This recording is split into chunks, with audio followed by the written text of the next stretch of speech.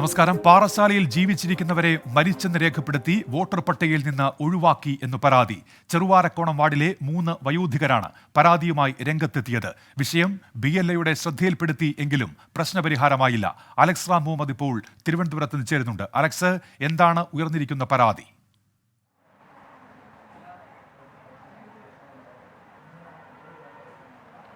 ഉന്മേഷ, വോട്ടെടുപ്പിന് 2 ദിവസം മാത്രം ശേഷിക്കെ ഗൗരവതരമായ പരാതിയാണ് പാറശാലയിൽ നിന്ന് ഉയരുന്നത്.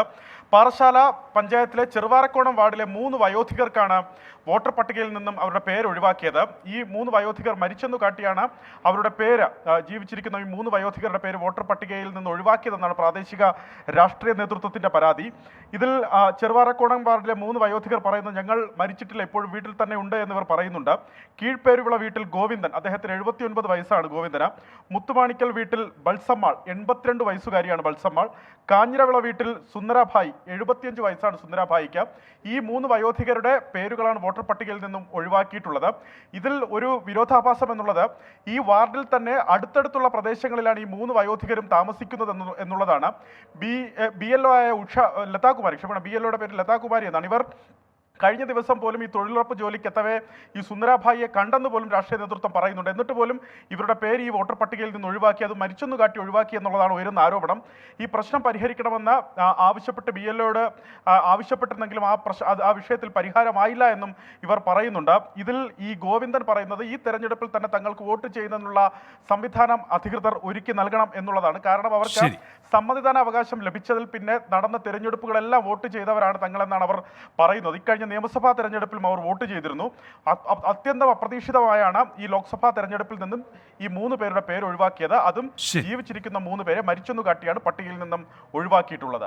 ശരി, അലക്സ് റാം മുഹമ്മദാണ് വിവരങ്ങൾ നൽകിയത്. ഇപ്പോൾ വരുന്നൊരു വാർത്തയിലേക്ക്. കൊടുങ്ങല്ലൂരിൽ തെരുവുനായ ആക്രമണം, നിരവധി പേർക്ക് പരിക്കേറ്റു. അശ്വിൻ പാലാഴിയുണ്ട് ഇപ്പോൾ വിവരങ്ങളുമായി. അശ്വിൻ, വിശദാംശങ്ങൾ. ഉന്മേഷ്, കൊടുങ്ങല്ലൂരിലെ എടവിലങ്ങ് എന്ന് പറഞ്ഞ സ്ഥലത്താണ് ഉച്ചയ്ക്ക് ശേഷം 2 മണിയോടുകൂടി തെരുവുനായ ആക്രമണം ഉണ്ടായത്. ഏകദേശം 10ഓളം പേർക്ക് ഈ ആക്രമണത്തിൽ പരിക്കേറ്റിട്ടുണ്ട്. ഇതിൽ 20 വയസ്സുള്ള അനശ്വരയ്ക്ക് കാര്യമായി തന്നെ പരിക്കേറ്റിട്ടുണ്ട്. അനശ്വരയെ തൃശ്ശൂരുള്ള മെഡിക്കൽ കോളേജിൽ പ്രവേശിപ്പിച്ചിരിക്കുകയാണ്. ബാക്കി 17 വയസ്സുകാരൻ ആദിദേവ് ഉൾപ്പെടെ 7 പേർ തൃശ്ശൂരുള്ള കൊടുങ്ങല്ലൂർ താലൂക്ക് ആശുപത്രിയിലും ചികിത്സയിൽ തുടരുകയാണ്. ഇതിൽ ആരുടെയും പരിക്ക് ഗുരുതരമല്ല. പക്ഷേ ഈ ആക്രമിച്ച നായ ഇതുവരെ കണ്ടെത്താനാകാത്തതാണ് ആശങ്കയ്ക്ക് ഇടയാക്കുന്നത്. നാട്ടുകാരും ഒക്കെ ചേർന്ന ഈ നായയെ കണ്ടെത്താനുള്ള ശ്രമങ്ങൾ ഇപ്പോഴും തുടരുകയാണ്. മറ്റെവിടെയെങ്കിലും ആളുകൾ ഇത് ആക്രമിച്ചിട്ടുണ്ടോ എന്നും പരിശോധിക്കുന്നുണ്ട്. ഉന്മേഷ്, അശ്വിൻ പാലാഴിയാണ് വിവരങ്ങൾ നൽകിയത്. ഇപ്പോൾ പ്രധാനപ്പെട്ട 2 വാർത്തകൾ വരുന്നുണ്ട്. ഗുരുവായൂർ തൈക്കാട് പെയിന്റിംഗ് പണിക്കിടെ തൊഴിലാളി ഷോക്കേറ്റ് മരിച്ചു എന്നുള്ള ഒരു വാർത്ത വരുന്നു. കാട്ടുപന്നി ആക്രമണത്തിൽ ഭിന്നശേഷിക്കാരന് പരിക്കേറ്റു എന്നുള്ള വാർത്ത മണ്ണാർക്കാട് ചങ്ങലേരിയിൽ നിന്നും വരുന്നുണ്ട്. തൃശൂരിൽ അടഞ്ഞുകിടക്കുന്ന ഫ്ളാറ്റിലെ താമസക്കാർ എന്ന പേരിൽ നിരവധി പേരെ വോട്ടർ പട്ടികയിൽ അനധികൃതമായി ചേർത്തെന്ന് പരാതി. 73 പേരുടെ വോട്ടുകൾ ഇത്തരത്തിൽ ചേർത്തുവെന്നാണ് LDFന്റെ പരാതി. സൂരജ് സജിയുണ്ട് ഇപ്പോൾ വിവരങ്ങളുമായി. സൂരജ്, എന്താണ് ഇപ്പോൾ ഉയർന്നിരിക്കുന്ന ആരോപണം?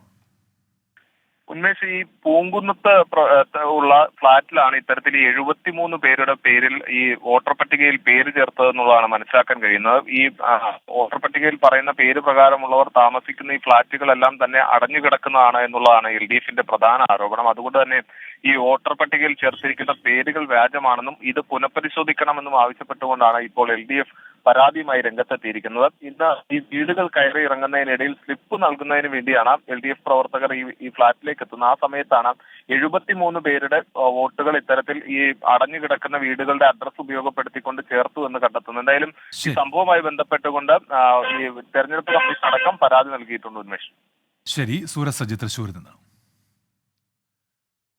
പോലീസിനെതിരെ ഗുരുതര ആരോപണവുമായി NDA സ്ഥാനാർത്ഥി. കൃഷ്ണകുമാറിന് പരിക്ക് പറ്റിയ കേസ് അറസ്റ്റായ NDA സ്ഥാനാർത്ഥി കൃഷ്ണകുമാറിന് പരിക്ക് പറ്റിയ കേസിൽ അറസ്റ്റിലായ BJP പ്രവർത്തകൻ സനൽ പോലീസ് കള്ളക്കേസിൽ കുടുക്കുന്നു എന്നാണ് ആരോപണം. അരുൺ രാജ് ഇപ്പോൾ കൊല്ലത്തുനിന്ന് വിവരങ്ങളുമായി ചേരുന്നുണ്ട്. അരുൺ, എന്താണ് ഈ വ്യക്തി പറയുന്നത്? അദ്ദേഹത്തിന്റെ അറസ്റ്റ് രേഖപ്പെടുത്തി വിട്ടയച്ചതാണല്ലോ കഴിഞ്ഞ ദിവസം അരുൺ. ഉന്മേഷ കഴിഞ്ഞ ദിവസമാണ് ഈ NDA സ്ഥാനാർത്ഥി കൃഷ്ണകുമാറിന് പരിക്കേറ്റ സംഭവത്തിൽ BJP പ്രവർത്തകനായ സനലിനെ കുണ്ട്ര പോലീസ് അറസ്റ്റ് ചെയ്ത് പിന്നീട് ഒടുവിൽ സ്റ്റേഷൻ ജാമ്യത്തിൽ വിടുകയായിരുന്നു. ഈ കേസുമായി ബന്ധപ്പെട്ടാണ് ഇപ്പോൾ സനൽ വിശദീകരണവുമായി രംഗത്ത് വന്നിരിക്കുന്നത്.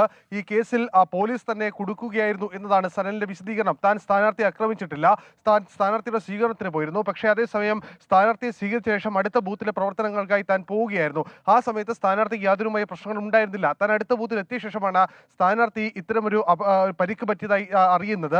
ഇതുമായി ബന്ധപ്പെട്ട് തനിക്ക് യാതൊരു കാര്യങ്ങളും അറിയില്ല.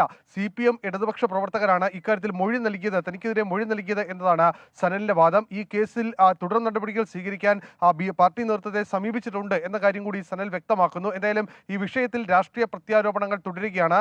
കൃഷ്ണകുമാർ പറയുന്നത് ഈ കേസിൽ പോലീസ് ഗൂഢാലോചന നടത്തിയെന്ന ആദ്യ വാദം തന്നെ കൃഷ്ണകുമാർ നടത്തിയിരുന്നു. അതേ വാദമാണ് ഇപ്പോൾ സനലും ആവർത്തിക്കുന്നത്. ശരി, അരുൺ രാജാണ് വിവരങ്ങൾ നൽകിയത്. ഇപ്പോൾ ഒരു വാർത്ത വരുന്ന കായംകുളത്ത് നിന്നാണ്. ട്രെയിനിൽ വനിതാ TTക്ക് നേരെ കയ്യേറ്റ ശ്രമം എന്ന് മനീഷ് മഹിബാൽ ഇപ്പോൾ റിപ്പോർട്ട് ചെയ്യുന്നുണ്ട്. ഒപ്പം ഷാഫി പറമ്പിലിന് KK ശൈലജ ടീച്ചറുടെ വക്കീൽ നോട്ടീസ് എന്ന വാർത്ത രാഹുൽ സുരേഷ് നൽകുന്നു. സമൂഹ മാധ്യമങ്ങൾ വഴിയുള്ള അശ്ലീല പ്രചാരണം അവസാനിപ്പിക്കണമെന്നാവശ്യപ്പെട്ടുകൊണ്ടാണ് ഈ നോട്ടീസ് എന്ന് കൂടി രാഹുൽ സുരേഷ് സൂചിപ്പിക്കുന്നുണ്ട്. രാജസ്ഥാനിലെ പ്രധാനമന്ത്രിയുടെ വിവാദ പ്രസംഗത്തെ വിമർശിച്ച് കാന്തപുരം അബൂബക്കർ മുസ്ലിയാർ ഭിന്നിപ്പിന്റെ പ്രസ്താവനകൾ നേതാക്കൾ അവസാനിപ്പിക്കണം. തെരഞ്ഞെടുപ്പിൽ ജയിച്ചു കയറാൻ വർഗീയതയെ ആയുധമാക്കരുത്. മുസ്ലിം സമുദായത്തെ വേദനിപ്പിച്ച പ്രസ്താവന തിരുത്താൻ പ്രധാനമന്ത്രി തയ്യാറാകണമെന്നും കാന്തപുരം AP അബൂബക്കർ മുസ്ലിയാർ പറഞ്ഞു. സമീർ C മുഹമ്മദ് ഉണ്ട് കോഴിക്കോട് നിന്ന്. സമീർ, എന്താണ് അദ്ദേഹത്തിന്റെ ആവശ്യം? ഡോക്ടർ ഉന്മേഷ്, രാജസ്ഥാനിൽ പ്രധാനമന്ത്രി നടത്തിയ ഒരു തെരഞ്ഞെടുപ്പ് പരിപാടിക്കിടെയുള്ള ഒരു വിവാദ പ്രസ്താവനയാണ് വലിയ വിമർശനങ്ങൾക്ക് ഇടയാക്കിയിരിക്കുന്നത്. അതുമായി ബന്ധപ്പെട്ട് പ്രധാനമന്ത്രി പറഞ്ഞത് രാജ്യത്തിന്റെ സ്വത്ത് കോൺഗ്രസ് ന്യൂനപക്ഷങ്ങൾക്ക് നൽകും എന്നായിരുന്നു പ്രധാനമന്ത്രിയുടെ വിവാദ പരാമർശം. രാജ്യത്തെ ജനങ്ങളുടെ സമ്പത്ത് നുഴഞ്ഞുകയറ്റക്കാർക്കും അതുപോലെ തന്നെ കൂടുതൽ കുട്ടികൾ ഉള്ളവർക്കും വീതിച്ചു നൽകുമെന്നാണ് കോൺഗ്രസിന്റെ പ്രകടന പത്രികയിലൂടെ വ്യക്തമാക്കുന്നത് എന്നായിരുന്നു പ്രധാനമന്ത്രിയുടെ വാക്കുകൾ. അതുമായി ബന്ധപ്പെട്ട് വലിയ വിമർശനങ്ങൾ ഉയർന്നു. തുടർന്ന് ഇന്ത്യ മുന്നണി അത് വലിയ ഒരു രാഷ്ട്രീയ വിവാദമാക്കി. ഒപ്പം തന്നെ കോൺഗ്രസും അതുപോലെ CPIM-ഉം തെരഞ്ഞെടുപ്പ് കമ്മീഷനെ സമീപിക്കുകയും ചെയ്തു. ഇത് തെരഞ്ഞെടുപ്പ് പെരുമാറ്റച്ചട്ടങ്ങളുടെ ലംഘനമാണ് എന്നും വർഗീയ പരാമർശമാണ് എന്നും ചൂണ്ടിക്കാണിച്ചുകൊണ്ടായിരുന്നു തെരഞ്ഞെടുപ്പ് കമ്മീഷനെയും അതുപോലെ കോടതിയെയും സമീപിക്കുന്ന ഘട്ടമുണ്ടായത്. കൂടാതെ സന്നദ്ധ സംഘടനകളും ഇത് മുസ്ലിങ്ങൾക്കെതിരായിട്ടുള്ള ഒരു ആക്രമണത്തിന് വാക്കം കൂട്ടുന്നതാണ് എന്ന കാര്യം ചൂണ്ടിക്കാണിച്ചുകൊണ്ട് തെരഞ്ഞെടുപ്പ് കമ്മീഷനെ സമീപിച്ചിരുന്നു. ഇതിനൊടുവിലാണ് ഇപ്പോൾ ഇന്ത്യൻ ഗ്രാം മുഫ്തി AP അബൂബക്കർ മുസ്ലിയാർ ഈ വിഷയത്തിൽ ഇടപെടുകയും ഈ വിഷയത്തിൽ അദ്ദേഹത്തിന്റെ പ്രസ്താവന വരികയും ചെയ്തിരിക്കുന്നത്. തെരഞ്ഞെടുപ്പ് ജയിച്ചു കയറാൻ ഇത്തരത്തിലുള്ള വിവാദ പരാമർശങ്ങൾ നടത്തുമ്പോൾ അത് ഉണ്ടാക്കുന്ന പ്രത്യാഘാതങ്ങൾ വലുതാണ്. അത് ഈ തെരഞ്ഞെടുപ്പ് കഴിയും, പക്ഷേ ഇത്തരത്തിലുള്ള പരാമർശങ്ങൾ നടത്തുമ്പോൾ അത് തെരഞ്ഞെടുപ്പിന് ശേഷവും ആളുകൾക്ക് ഇടയിൽ നിലനിൽക്കുകയും അത് വലിയ ഒരു മുറിവായി മാറും. ജാതിക്കും മതത്തിനും അപ്പുറം ഇന്ത്യ എന്നുള്ള ആ ഒരു രാജ്യത്തെക്കുറിച്ചും ആ രാജ്യത്തിനകത്തുള്ള ഓരോ ജനങ്ങൾക്കും ഉള്ള കെട്ടുറപ്പിനെയും അത് ബാധിക്കും. വലിയ പ്രത്യാഘാതങ്ങൾക്ക്, വർഗീയ സംഘർഷങ്ങൾക്കൊക്കെ ഇടയാക്കും. അതുകൊണ്ട് തന്നെ അത്തരം കാഴ്ചപ്പാടോടുകൂടിയുള്ള പ്രചാരണ പരിപാടികൾക്ക് ആരും മുതിരരുത്. ഈ മുസ്ലിങ്ങളെ വേദനിപ്പിക്കുന്ന തരത്തിലുള്ള ഈ പ്രധാനമന്ത്രിയുടെ വാക്കുകൾ പിൻവലിക്കണം എന്നുള്ള ആവശ്യം കൂടി അദ്ദേഹം മുന്നോട്ട് വെക്കുന്നു. ശരി സമീർ, ഏതായാലും അത്തരം ഒരു ആവശ്യമാണ് അദ്ദേഹം ഇപ്പോൾ ഉന്നയിക്കുന്നത്. സമീർ C മുഹമ്മദാണ് കോഴിക്കോട് നിന്ന് വിശദാംശങ്ങൾ നൽകിയത്. ഇപ്പോൾ കിട്ടിയതിലേക്ക് തിരികെ. പാലക്കാട് മണ്ണാർക്കാട് കാട്ടുപന്നി ബൈക്കിന് കുറുകെ ചാടിയുണ്ടായ അപകടത്തിൽ ഭിന്നശേഷിക്കാരന് പരിക്കേറ്റു. പേരാമ്പ്ര സ്വദേശി ഇബ്രാഹിമിനാണ് പരിക്കേറ്റത്. നിഖിൽ പ്രമേഷ് ഉണ്ട് പാലക്കാട്. നിഖിൽ, എപ്പോഴാണ് അപകടമുണ്ടായത്? വിവരങ്ങൾ എന്തൊക്കെ? ഉന്മേഷ്, കഴിഞ്ഞ ദിവസം രാത്രിയിൽ മണ്ണാർക്കാട് നിന്ന് പേരാമ്പ്രയിൽ തന്റെ വീട്ടിലേക്ക് പോകുമ്പോഴാണ് ഭിന്നശേഷിക്കാരനായ 45-കാരൻ ഇബ്രാഹിം സഞ്ചരിച്ചിരുന്ന മുച്ചക്ര സ്കൂട്ടറിന് മുന്നിലേക്ക് കാട്ടുപന്നി പാഞ്ഞു കയറിയത്. പന്നിയെ തട്ടി തെറിച്ചു വീണ ഇബ്രാഹിമിന്റെ ദേഹത്തേക്ക് വാഹനം മറിയുകയാണ് ഉണ്ടായത്. പരിക്കേറ്റ ഇബ്രാഹിമിനെ മണ്ണാർക്കാട് വട്ടമ്പലത്തെ ആശുപത്രിയിൽ പ്രവേശിപ്പിച്ചിരിക്കുകയാണ്. ഇബ്രാഹിമിന്റെ സുഖമില്ലാത്ത വലത് കാലിന്റെ തുടയെല്ല് പൊട്ടിയതായും ഇടുപ്പിന്റെ എല്ലിന് ഫ്രാക്ചർ ഉള്ളതായും ഇബ്രാഹിമിന്റെ സഹോദരൻ പറഞ്ഞു. അദ്ദേഹമാണ് ഒപ്പമുള്ളത്. വളരെ ഗുരുതരമായിട്ടുള്ള പരിക്കുകളാണ് അദ്ദേഹത്തിന് ഏറ്റിട്ടുള്ളത്. അത്ഭുതകരമായിട്ട് അദ്ദേഹം രക്ഷപ്പെട്ടതും. ഭിന്നശേഷിക്കാരനാണ്. ഇദ്ദേഹം മുച്ചക്ര സ്കൂട്ടറിലാണ് യാത്ര ചെയ്യുന്നത്. അതിനിടയിലാണ് മണ്ണാർക്കാട് ചങ്ങലേരിയിൽ വെച്ച് സ്കൂളിന് മുൻപിൽ വെച്ചാണ് ഈ അപകടം ഉണ്ടാവുന്നത്. ശരി നിഖിൽ പ്രമേശാണ് പാലക്കാട് നിന്ന് വിശദാംശങ്ങൾ നൽകിയത്. തിരുവനന്തപുരം ചെന്നൈ മേലിൽ വനിതാ TTക്ക് നേരെ കയ്യേറ്റ ശ്രമം. വനിതാ കമ്പാർട്ട്മെന്റിൽ ഇരുന്നത് ചോദ്യം ചെയ്തതാണ് പ്രകോപനം. പ്രതിയെ അറസ്റ്റ് ചെയ്തു. മനീഷ് മഹിബാലുണ്ട് ആലപ്പുഴയിൽ നിന്ന്. മനീഷ്, വിവരങ്ങൾ. ഉന്മേഷ, വളരെ പരിമിതമായിട്ടുള്ള വിവരങ്ങളാണ് ലഭ്യമായിട്ടുള്ളത്. RPF കൂടുതൽ വിവരങ്ങൾ പുറത്തുവിട്ടിട്ടില്ല. ഈ സംഭവം ഉണ്ടാകുന്ന ഉച്ചയ്ക്ക് ശേഷമാണ് ട്രെയിനിൽ ഈ വനിതാ TTക്ക് അക്രമം ഉണ്ടാകുന്നത്. ഫോണിൽ ഇയാൾ വീഡിയോ ചിത്രീകരിക്കാൻ ശ്രമിച്ചു. ഒപ്പം തന്നെ വനിതാ കമ്പാർട്ട്മെന്റിൽ ഇരുന്നത് ഇത് ചോദ്യം ചെയ്തു. അങ്ങനെ 2 പ്രകോപനം ഉണ്ടായി. ഈ സമയത്താണ് ഈ TTക്ക് നേരെ, വനിതാ TT കൂടിയാണ്, TTക്ക് നേരെ കയ്യേറ്റ ശ്രമം ഉണ്ടായത്. നിലവിൽ അത് കഴിഞ്ഞ് ആലപ്പുഴ കായംകുളത്ത് വെച്ചാണ് ഈ സംഭവം ഉണ്ടായത്. അത് കൊല്ലത്തെത്തിയ ശേഷം ഈ സംഭവം RPFനോട് പറഞ്ഞു. കായംകുളത്ത് നിന്ന് കൊല്ലത്തേക്കുള്ള യാത്രക്കിടയിലായിരുന്നു. കൊല്ലത്ത് അറിയിച്ചതിനെ തുടർന്ന് കായംകുളത്ത് വെച്ച് തന്നെ ഇത് അറിയിച്ചു. പിന്നീട് കൊല്ലത്തെത്തി, കായംകുളത്ത് നിന്ന് RPF കൊല്ലത്തെത്തി ഈ പ്രതിയെ അറസ്റ്റ് ചെയ്ത ശേഷം അറസ്റ്റ് രേഖപ്പെടുത്തിയിട്ടുണ്ട്. ഈ പ്രതിയുടെ പേര് വിവരങ്ങളോ അല്ലെങ്കിൽ ഈ TTയുടെ പേര് വിവരങ്ങളോ ഒന്നും നമുക്ക് നിലവിൽ ലഭ്യമായിട്ടില്ല. വരുന്ന മണിക്കൂറുകളിൽ കൂടുതൽ വിശദാംശങ്ങൾ ലഭ്യമാകും. മനീഷ് മഹിബാലാണ് വിവരങ്ങൾ നൽകിയത്. ഗുരുവായൂരിൽ പെയിന്റിംഗ് ജോലിക്കിടെ യുവാവ് ഷോക്കേറ്റ് മരിച്ചു. ഗുരുവായൂർ കോറോട്ട് വീട്ടിൽ ശ്രീജേഷാണ് മരിച്ചത്. വാക്വം ക്ലീനർ ഉപയോഗിച്ച് വീട് വൃത്തിയാക്കുമ്പോഴാണ് ഷോക്കേറ്റത്. സൂരജ് സജിയുണ്ട് തൃശൂരിൽ നിന്നും. സൂരജ്, വിവരങ്ങൾ. ഉന്മേഷ്, ഗുരുവായൂർ തൈക്കാടാണ് ഈ സംഭവം നടന്നിരിക്കുന്നത്. ഉച്ചയ്ക്ക് 3 മണിയോടുകൂടിയായിരുന്നു ഇത്തരത്തിൽ ഈ തൊഴിലാളിക്ക് ഷോക്ക് ഏൽക്കുന്നത്. പെയിന്റിംഗ് ജോലിക്കിടെ വാക്വം ക്ലീനർ ഉപയോഗിച്ചുകൊണ്ട് വീട് കഴുകി വൃത്തിയാക്കുന്നതിനിടയിലാണ് ഈ ഷോക്കേറ്റതെന്നുള്ളതാണ് മനസ്സിലാക്കാൻ കഴിയുന്നത്. അതോടൊപ്പം തന്നെ ഈ വയറിന് ചെറിയ രീതിയിൽ ലീക്കേജ് ഉണ്ടായിരുന്നു എന്നുള്ളതാണ് ഈ ഘട്ടത്തിൽ മനസ്സിലാക്കാൻ കഴിയുന്നത്. എന്തായാലും ഈ ഷോക്കേറ്റ ഉടനെ തന്നെ അവിടെ ഉണ്ടായിരുന്ന സഹപ്രവർത്തകരും എല്ലാവരും ചേർന്ന് ഈ ആശുപത്രിയിൽ, ചാവക്കാട് ഹയാത്ത് ആശുപത്രിയിൽ എത്തിച്ചെങ്കിലും പക്ഷേ മരണം സംഭവിച്ചിരുന്നു എന്നുള്ളതാണ് മനസ്സിലാക്കുന്നത്. എന്തായാലും മൃതദേഹം നിലവിൽ ചാവക്കാട് താലൂക്ക് ആശുപത്രിയിലേക്ക് മാറ്റിയിട്ടുണ്ട്. ശരി, സൂരജ് സജിയാണ് തൃശൂരിൽ നിന്ന് വിവരങ്ങൾ നൽകിയത്. ചെന്നൈയിൽ ഷോപ്പിംഗ് മാളിൽ ബോംബ് ഭീഷണി. തിരുമംഗലത്തെ VR മാളിലാണ് ബോംബ് ഭീഷണി. ബോംബ് സ്ക്വാഡും ഡോഗ് സ്ക്വാഡും പരിശോധന നടത്തിയെങ്കിലും സംശയാസ്പദമായി ഒന്നും കണ്ടെത്താൻ കഴിഞ്ഞില്ല. അനീഷ് കെ ശിവദാസ് ചെന്നൈയിൽ നിന്ന്. അനീഷ്, വിവരങ്ങൾ.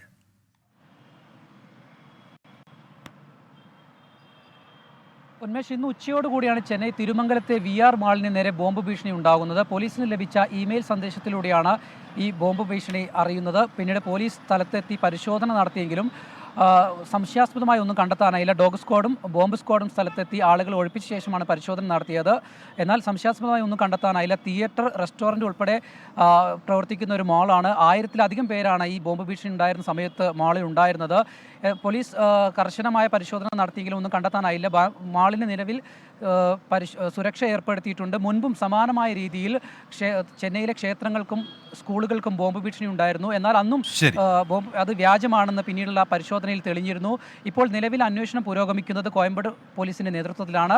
മുൻപ് ബോംബ് ഭീഷണി ഉയർത്തിയവരെ കേന്ദ്രീകരിച്ചാണ് ഇപ്പോൾ അന്വേഷണം നടക്കുന്നത്. അനീഷ് കെ ശിവദാസ് ചെന്നൈയിൽ നിന്ന്. സാമൂഹ്യ മാധ്യമങ്ങളിലൂടെയുള്ള അശ്ലീല പ്രചാരണം അവസാനിപ്പിക്കണം എന്നാവശ്യപ്പെട്ട് വടകരയിലെ UDF സ്ഥാനാർത്ഥി ഷാഫി പറമ്പിലിന് KK ശൈലജയുടെ വക്കീൽ നോട്ടീസ്. പരാമർശങ്ങൾ പിൻവലിച്ച് മാപ്പ് പറഞ്ഞില്ലെങ്കിൽ നിയമ നടപടി സ്വീകരിക്കും എന്നാണ് മുന്നറിയിപ്പ്. രാഹുൽ സുരേഷ് കോഴിക്കോട് നിന്ന്. രാഹുൽ, എന്തൊക്കെ കാര്യങ്ങൾ വക്കീൽ നോട്ടീസിൽ വ്യക്തമാക്കുന്നു? ഉന്മേഷ, തെരഞ്ഞെടുപ്പ് പ്രചാരണം അവസാനിക്കാൻ ഇനി മണിക്കൂറുകൾ മാത്രമാണ് ബാക്കി. അപ്പോഴും വടകരയിൽ രാഷ്ട്രീയ ആരോപണ പ്രത്യാരോപണങ്ങളും നിയമ നടപടികളും ഇപ്പോഴും തുടരുകയാണ്. ഇന്നലെ UDF സ്ഥാനാർത്ഥിയായ ഷാഫി പറമ്പിൽ KK ശൈലജയ്ക്ക് വക്കീൽ നോട്ടീസ് അയച്ചിരുന്നു. ഇതിന് മറുപടിയായിട്ടാണ് ഇപ്പോൾ KK ശൈലജ ഷാഫി പറമ്പിലിന് വക്കീൽ നോട്ടീസ് അയച്ചിരിക്കുന്നത്. സോഷ്യൽ മീഡിയയിലെ ഈ പ്രചാരണവുമായി ബന്ധപ്പെട്ട് തന്നെയാണ് ഈ വക്കീൽ നോട്ടീസ് അയച്ചിരിക്കുന്നത്. വക്കീൽ നോട്ടീസിൽ പറയുന്ന പ്രധാനപ്പെട്ട കാര്യങ്ങൾ: സമൂഹ മാധ്യമങ്ങൾ വഴിയുള്ള അധാർമിക അശ്ലീല പ്രചാരണങ്ങൾ അവസാനിപ്പിക്കണം, തെറ്റിദ്ധരിപ്പിക്കപ്പെട്ട പൊതുജനങ്ങളോട് മാപ്പ് പറയണം, മോർഫ് ചെയ്ത ചിത്രങ്ങൾ, വ്യാജ വീഡിയോകൾ, അശ്ലീല പരാമർശങ്ങൾ പിൻവലിക്കണം, അല്ലാത്ത പക്ഷം ക്രിമിനൽ സിവിൽ നടപടികൾ സ്വീകരിക്കുമെന്നാണ് വക്കീൽ നോട്ടീസിൽ പറയുന്നത്. അഡ്വക്കേറ്റ് K വിശ്വൻ മുഖേനയാണ് ശൈലജ ടീച്ചർ ഇപ്പോൾ വക്കീൽ നോട്ടീസ് അയച്ചിരിക്കുന്നത്.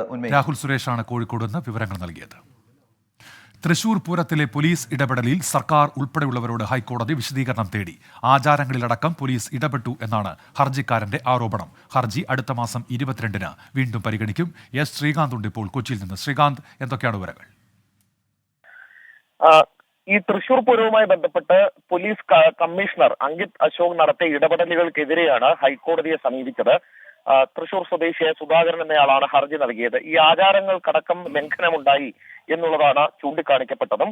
പക്ഷേ കോടതി ചോദിച്ച ഒരു ചോദ്യം, ഇക്കാര്യം ചൂണ്ടിക്കാട്ടി ഈ ക്ഷേത്ര ഭരണസമിതി കോടതിയിലേക്ക് വന്നില്ലല്ലോ എന്ന് കോടതി ഒരു ചോദ്യം ചോദിക്കുകയുണ്ടായി. എന്നാലും ഈ ഹർജി ഫയലിൽ സ്വീകരിച്ചിട്ടുണ്ട്. ഈ കേസിൽ എതിർകക്ഷികളായ സർക്കാരിനടക്കമുള്ളവർക്ക് നോട്ടീസും ഇതിനോടകം അയച്ചു. കേസ് 22-ലേക്ക് പരിഗണിക്കാനായി മാറ്റുകയും ചെയ്തു. അത് വെക്കേഷന് ശേഷമായിരിക്കും ഈ കേസ് വീണ്ടും പരിഗണനയ്ക്ക് വരുന്നത്. എന്തായാലും കോടതി അത് ഗൗരവത്തിൽ എടുത്തിട്ടുണ്ട് എന്നുള്ള കാര്യത്തിൽ സംശയമില്ല. S ശ്രീകാന്ത് കൊച്ചിയിൽ നിന്ന്. ഡൽഹി മദ്യനയ അഴിമതി കേസിൽ മുഖ്യമന്ത്രി അരവിന്ദ് കെജ്രിവാളിന്റെയും BRS നേതാവ് K കവിതയുടെയും ജുഡീഷ്യൽ കസ്റ്റഡി നീട്ടി. അടുത്ത മാസം 7 വരെ ഇരുവരും കസ്റ്റഡിയിൽ തുടരും. ബൽറാം നെടുങ്ങാടി ഡൽഹിയിൽ നിന്ന്. ബൽറാം, വിശദാംശങ്ങൾ. ഉന്മേഷ്, എൻഫോഴ്സ്മെന്റ് ഡയറക്ടറേറ്റ് രജിസ്റ്റർ ചെയ്ത കേസിലാണ് ഡൽഹി മുഖ്യമന്ത്രി അരവിന്ദ് കെജ്രിവാളിന്റെ കസ്റ്റഡി കാലാവധി ഇന്ന് അവസാനിച്ചത്. കെ കവിതയുടെ CBIയും EDയും രജിസ്റ്റർ ചെയ്ത കേസുകളിൽ കസ്റ്റഡി കാലാവധി ഇന്ന് അവസാനിച്ചു. തുടർന്നാണ് ഇരുവരെയും ഇന്ന് ഡൽഹിയിലെ റൌസ് അവന്യൂ കോടതിയിൽ ഹാജരാക്കിയത്. ഇവർ രണ്ടുപേരും കസ്റ്റഡിയിൽ തുടരേണ്ടത് ആവശ്യമാണ് എന്ന നിലപാടാണ് എൻഫോഴ്സ്മെന്റ് ഡയറക്ടറേറ്റും CBIയും സ്വീകരിച്ചത്. കേസിന്റെ അന്വേഷണം പുരോഗമിച്ചുകൊണ്ടിരിക്കുകയാണ്. ഇരുവരും പുറത്തിറങ്ങിയാൽ അത് തെളിവ് നശിപ്പിക്കൽ അടക്കമുള്ള കൃത്യങ്ങൾക്ക് സാഹചര്യമുണ്ടാകും എന്ന നിലപാട് EDയും CBIയും സ്വീകരിച്ചു. തുടർന്നാണ് ഇരുവരുടെയും കസ്റ്റഡി കാലാവധി നീട്ടിക്കൊണ്ട് ഡൽഹി റൌസ് അവന്യൂ കോടതി തീരുമാനമെടുത്തത്. കവിതയുടെ ജാമ്യാപേക്ഷ ഈ വരുന്ന മെയ് മാസം 2-ന് കോടതി പരിഗണിക്കുന്നുണ്ട്. ബൽറാം നെടുങ്ങാടി, ഡൽഹിയിൽ നിന്ന്. കോഴിക്കോട് ICU പീഡനക്കേസിലെ അതിജീവിത മാനാഞ്ചിറയിൽ നടത്തിവന്ന റോഡ് ഉപരോധം താൽക്കാലികമായി അവസാനിപ്പിച്ചു. യുവതിയുമായി ഉത്തരമേഖല IG കൂടിക്കാഴ്ച നടത്തുകയാണ്. രാഹുൽ സുരേഷ്, കോഴിക്കോട് നിന്ന്. രാഹുൽ, വിവരങ്ങൾ.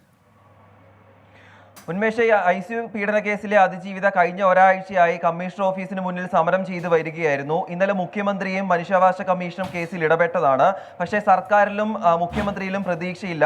ഈ കേസുമായി ബന്ധപ്പെട്ട അന്വേഷണ റിപ്പോർട്ട് ഉടൻ തന്നെ ലഭ്യമാക്കണമെന്ന് ആവശ്യപ്പെട്ടുകൊണ്ടാണ് മാനാഞ്ചിറയിലെ റോഡ് ഉപരോധിച്ചുകൊണ്ടുള്ള പ്രതിഷേധത്തിലേക്ക് കടന്നത്. 2 മണി മുതൽ 3 മണി വരെയാണ് അതിജീവിത റോഡ് ഉപരോധിച്ചത്. പിന്നാലെ ഉത്തരമേഖല IG-യുമായി അവർ ചർച്ച നടത്തി. ചർച്ചയ്ക്ക് പിന്നാലെയാണ് ഇന്നത്തെ സമരം താൽക്കാലികമായി പിൻവലിച്ചിട്ടുള്ളത്. IG-യുമായി നടത്തിയ ചർച്ചയിൽ ഉടൻ തന്നെ ഈ റിപ്പോർട്ട് നൽകാൻ വേണ്ട നടപടി സ്വീകരിക്കാമെന്ന ഉറപ്പ് നൽകിയിട്ടുണ്ട്. പിന്നാലെയായിരുന്നു സമരം പിൻവലിച്ചത്. തുടർ സമര പരിപാടികൾ ഉടൻ തന്നെ പ്രഖ്യാപിക്കുമെന്നാണ് അതിജീവിത നമ്മളോട് പറഞ്ഞത്. ശരി, രാഹുൽ സുരേഷാണ് കോഴിക്കോട് നിന്ന് വിശദാംശങ്ങൾ നൽകിയത്.